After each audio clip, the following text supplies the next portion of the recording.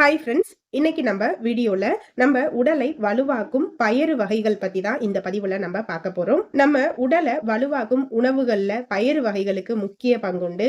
நம்ம அன்றாட உணவுல எடுத்துக்கக்கூடிய பயறு வகைகள்ல கால்சியம், பாஸ்பரஸ், இரும்பு சத்து மற்றும் வைட்டமின் பி காம்ப்ளெக்ஸ், ரிபோஃப்ளேவின் போன்ற சத்துக்கள் அதிகம் இருப்பதால் உடலுக்கு நல்ல ஊட்டத்தை கொடுக்கும். குழந்தைகள் முதல் டீன்ஏஜ் பெண்கள், கர்ப்பிணிகள், பாலூட்டும் தாய்மார்கள், வயதானவர்கள் என அனைவருக்கும் பயறு வகைகள் அவசியம் தேவை. அதே சமயம் அதிகமாக சாப்பிடுவது நல்லது கிடையாது. சைவ உணவு சாப்பிடுறவங்க தினமும் ஏதேனும் ஒரு வகை பயிரை 50 கிராம் எடுத்துக்கலாம். இந்த பயிர்களை சுண்டலா நம்ம சமைச்சு சாப்பிடுறதும் நல்லது. முளைக்கட்டிய பயிறு வகைகள்ல யூரிக் ஆசிட் அதிகம் இருக்கிறதுனால மூட்டு வலி வருவதற்கு வாய்ப்பு அதிகமா இருக்கு. சிலருக்கு வயிற்றுப்போக்கும் ஏற்படலாம். முளைக்கட்டிய பயிரை வெந்நீர்ல மிதமா வேக வச்சு சாப்பிடணும். இதுல நார்ச்சத்து அதிக அளவுல இருக்கிறதுனால சாப்பிட்டதும் நீங்க நிறைய தண்ணீர் குடிக்கணும். நம்ம உடலுக்கு வலு சேர்க்கக்கூடிய பயிறு வகைகள்ல முதலாவதா பாசிப்பருப்பை எடுத்துக்கலாம். பாசிப்பயிரை நம்ம உணவுல தொடர்ந்து எடுத்துக்கிறதுனால நமக்கு என்னென்ன நன்மைகள் கிடைக்கும்னா, எலும்பு வளர்ச்சிக்கு உதவும், இரத்த ஓட்டத்துக்கும், வளர்ச்சி குறைபாடு உள்ள குழந்தைகளின் தசைகளை வலுவாக்குவதற்கும் உதவுது, மலச்சிக்கலை போக்கும். பாசிப்பயிறுல புரதம், calorie, phosphorus, folic acid, potassium, நார்ச்சத்து ஆகியவை அதிக அளவுல இருக்கு. மாவுச்சத்து, கொழுப்பு, கோலின், பீட்டா கரோட்டின், கால்சியம், இரும்பு சத்து, மெக்னீசியம், தாமிரம், சோடியம் ஆகியவை ஓரளவு இருக்கு.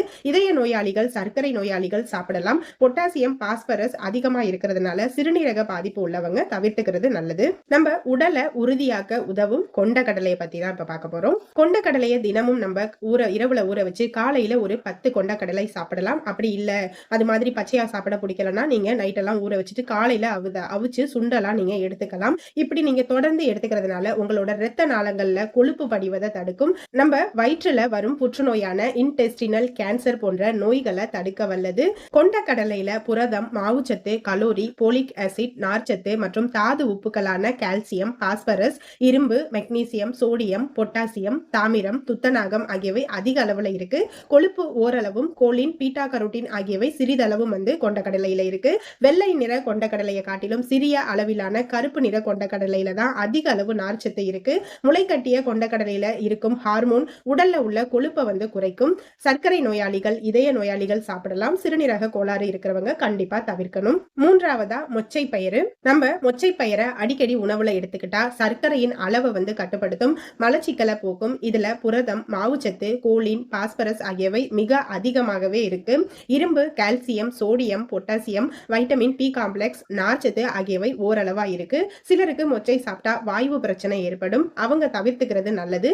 சிறுநீரக கோளாறு இருக்கிறவங்க மிக குறைவான அளவு எடுத்துக்கலாம். கர்ப்பிணிகள், இதய நோயாளிகள், சர்க்கரை நோயாளிகள், வளரும் குழந்தைகள் ஆகியோர் தினமும் நீங்க மொச்சை பயிரை உணவுல சேர்த்துக்கலாம். நெக்ஸ்ட் பாத்தீங்கன்னா காராமணி. உடல்ல உள்ள கழிவுகளை வெளியேற்றக்கூடிய தன்மை இதற்கு உண்டு. வயிற்றுல புற்றுநோய் வராமல் தடுக்கும். அதே மாதிரி நம்ம தென்னிந்தியாவுல இந்த காராமணியை தட்டை பயிர்னு சொல்லுவாங்க. இதுல பொட்டாசியம் மிகவும் அதிக அளவுல இருக்கு. புரதம், கலோரி, மாவுச்சத்து, பாஸ்பரஸ், இரும்பு, மெக்னீசியம், போலிக் ஆசிட், கோலின் ஆகியவை அதிகமாவே இருக்கு. தாமிரம், மெக்னீசியம், துத்தநாகம் ஆகியவை ஓரளவுல இருக்கு. Vitamin B complex, beta carotene போன்றவை மிகவும் குறைந்த அளவுல தான் இருக்கு. வாயு பிரச்சனை இருக்கிறவங்க தவிர்த்துக்கணும். கர்ப்பிணிகள், பாலூட்டும் தாய்மார்கள், வளரும் குழந்தைகளுக்கு ஏற்ற உணவு காராமணி. அடுத்ததா கொள்ளு. எலும்புகளுக்கு நல்ல வளர்ச்சியை கொடுக்கும், தசைகள் வலுப்பெறும், உடல்ல உள்ள கொழுப்பை அகற்றி உடலை ஆரோக்கியமா வைத்திருக்கும். உடல் எடை குறைக்கணும் அப்படின்னு நினைக்கிறவங்க ஃபர்ஸ்ட் இந்த கொள்ளை நீங்க அடிக்கடி உணவுல சேர்த்துக்கிட்டாலே ஒரு நல்ல ரிசல்ட் கிடைக்கும். கொள்ளுல புரதம், கலோரி, மாவுச்சத்து, கால்சியம், பாஸ்பரஸ், இரும்பு, மெக்னீசியம், பொட்டாசியம் மற்றும் நார்ச்சத்து அதிக அளவுல இருக்கு. கொள்ளுல ஆக்சாலிக் ஆசிட் அதிகமா இருக்கிறதுனால அதிக அளவு எடுத்துக்காம அளவா எடுத்துக்கங்க. அவ்வப்போது கொள்ளு ரசம் வச்சு சாப்பிடலாம். சிறுநீரக கோளாறு இருக்கிறவங்க சாப்பிட வேண்டாம். மற்றபடி எல்லோருக்குமே ஏற்றதுதான் கொள்ளு.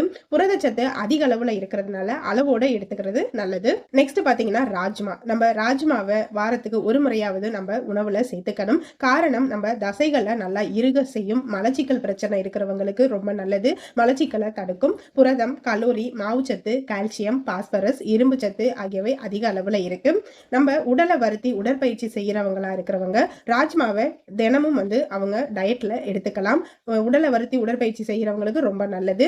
கர்ப்பிணிகள், சர்க்கரை மற்றும் இதய நோயாளிகள் அனைவருமே சாப்பிட ஏற்றதுதான் பட்டாணி. பட்டாணிய வந்து நீங்க அடிக்கடி உணவுல எடுத்துக்கிட்டீங்கன்னா, உங்க உடல் வந்து நல்லா உறுதியா இருக்கும், வலிமையா இருக்கும், நல்ல உடம்புக்கு வந்து ஒரு தெம்ப குடுக்கும். காய்ந்த பட்டாணியில புரதம், மாவுச்சத்து, கலோரி மற்றும் தாது உப்புக்களான இரும்பு, பாஸ்பரஸ், மெக்னீசியம், சோடியம், பொட்டாசியம், தாமிரம், துத்தநாகம், கோலின் ஆகியவை அதிகமா இருக்கு.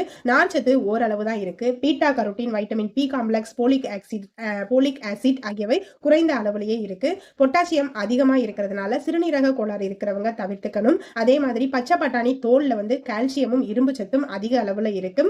ஜீரண சக்தி குறைவா இருக்கிறவங்க வந்து தவிர்த்துக்கிறது நல்லது.